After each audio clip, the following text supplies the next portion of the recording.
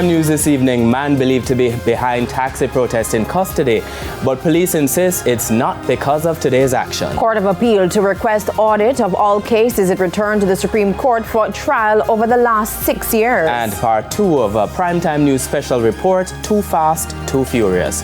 Good evening and welcome to Primetime News on air and online at onespotmedia.com. I'm Archibald Gordon. And I'm Janella Precious. A special welcome as well to our viewers on TVJ International in the Cayman Islands. Now, with a preview of what's to come in business news, here's Andrea Chisholm. Well, Janella, Jamaica's trade deficit increased at the end of January, but what does that mean for the country? I'll give you the details later in the business day.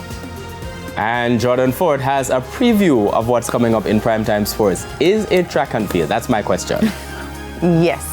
Well, it is, Archie, because we did seek some expert medical advice on the potential injury that may be hampering 5-time Olympic champion Jamaican Elaine Thompson-Herah and what the process is for recovery. And also we have the story of Jamaica's fastest 100 and 200 meter athlete this year on the women's side, Brianna Liston, shutting down her 2024 season.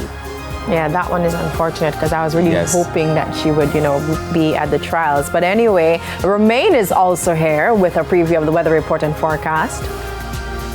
Thanks, Janella. We do have a drying trend that is expected across most of the Caribbean, especially the Central Caribbean this week, and we also have stronger winds in the forecast. Thank you, Romain. There's also sports commentary and E-Prime in this newscast. But before the break, the feedback question. And this evening we're asking, how were you impacted by today's protest action by taxi operators? You can share your comments online, facebook.com/televisionjamaica and post on X at TVJ News Center.